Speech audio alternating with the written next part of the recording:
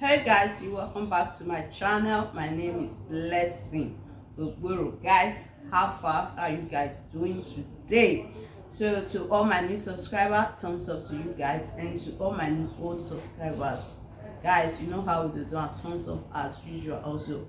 And you guys, thank you so much for supporting me and for being with me. So today, I have a very interesting and educative, informative topic for you guys.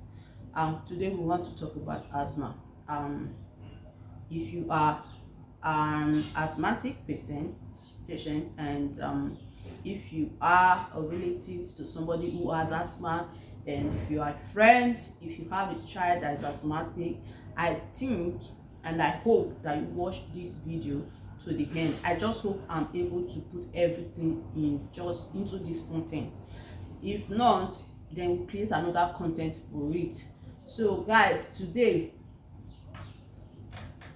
I have been struggling with asthma for a very long time. Even before I got married, like, it didn't start when I was young.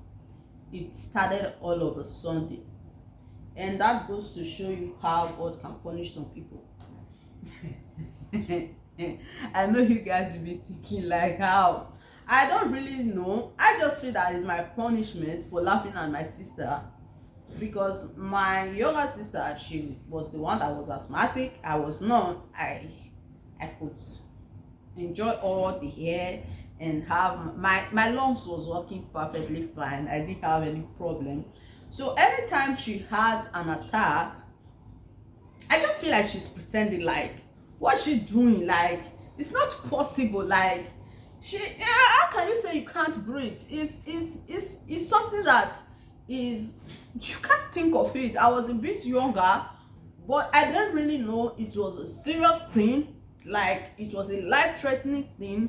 It was a thing that I should have been really sympathetic about, but I felt like she wanted Fanta, because anytime she's sick or anything, they are always buying her Fanta, and me, I love Fanta. I felt like she wanted to have Fanta. That was why she was pretending. So I will always say she's pretending, she's lying, there's no way she cannot breathe. How is it possible? Like, what she's doing? She's trying to play me for a fool. Like, I will always be looking at her, this babe, this girl, this small girl. But there was a day that she almost lost her life. We rushed her to the hospital at night, and the doctor told us that she has to be using inhaler. Like, it dawned on me, like, this is kind of serious. If the doctor could not tell us that she was pretending, or that this was a lie, and instead is telling her to use inhaler, to me then inhaler was like this big problem. I know most of us, we see it like that. Like, hey, even my mom, she was like, inhaler, that means you don't want this thing to ever go. That means it's permanent. When you give her inhaler, that means that this thing has become a permanent thing in her life. It will never go. That was the knowledge my mom had. And a lot of us, we still have that mentality, that knowledge, that when you see people with inhaler, you feel like this is a big problem. You feel like this is something that is a disease that this person is spreading around. And it is not really so until I started experiencing it myself. The first time I experienced asthma attack, I didn't really know it was asthma. I didn't really know what it was for over a year. Like, can you believe that? I didn't know what it was. I couldn't breathe. I was having a cough, cold, and I discovered that I couldn't breathe. And for the first few days, in fact, I didn't tell anyone about it. I never said anything. I was just feeling like his cough is going to go. I kept on taking the cough syrup, and it didn't. I had to go to the hospital because I was also sick of malaria and all that. And the doctor, after he checked me, see, this is the problem. At times, doctors, you go to see them, they don't sit you down to tell you that, look, mostly them, they just feel like they are small god. Like, they don't sit you down to explain to you what you are going through and what is really happening to you. The daughter then in my area, he never really explained to me that this is what is happening to you. I know that it was just, it gave me injection through the vein and all that, and gave me some other drugs, gave me injection on my bum and all that. And I went home and I felt better immediately. And the more I took my drugs, I kept feeling better, and it wasn't there anymore. So it kept on happening, not so much, and I didn't really know what it was. It took me over a year to know that this was asthma. I didn't accept it. I felt like, no, it is not asthma. It cannot be happening to me. Like, a lot of you are out there that feel like it is not. You still want to call it whatever it is. You want to call it cold. You want to call it pneumonia. You want to call it pneumonia. Yeah, a lot of women, mothers, actually, when their kids are experiencing asthmatic attack, they say it's pneumonia. I once saw a lady in church. Her baby was, the baby was coughing, a boy, and this baby could not breathe.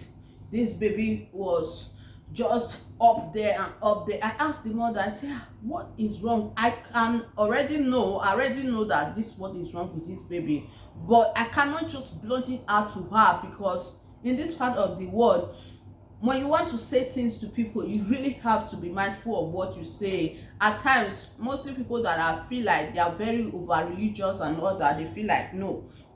So I wanted to tell her, go get this baby Ventolin syrup. Though I am not a doctor, but my kids, it also happened to them when they were younger, but as they grew older, it was no longer there. So I wanted to explain to her that, look, this is what is happening to your child, but I couldn't. So I just told her, please take this baby to the hospital.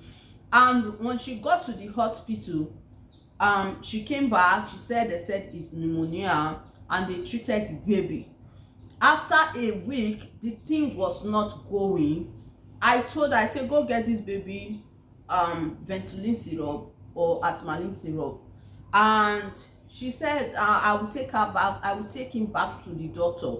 But the thing is that the woman head of Ventolin, she didn't really know what Ventolin was, and she didn't know what Asthmalin syrup was. So, sabutamol. So she just took the child to the hospital, another hospital. When she got there, in the evening of that day, when I saw her, the baby was better. I said, the baby is better. I say, yes. So that drugs you see me I buy, that syrup, see Ventolin.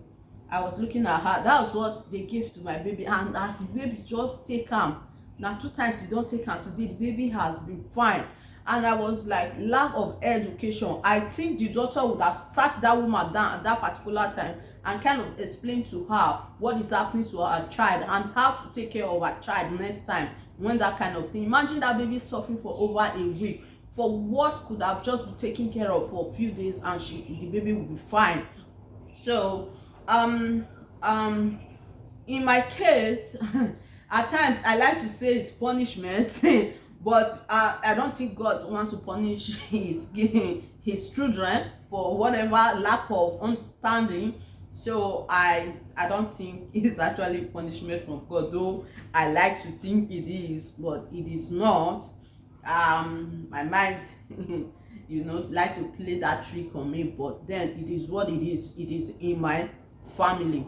So guys, I already know that this video, we are not going to conclude, and we are not going to be able to create everything in one content. So I will see you on the next video, where we discuss what asthma is and what you can basically do as a person and as a relative and as a friend. So guys, I will see you on my next video. Have a wonderful time. Bye guys.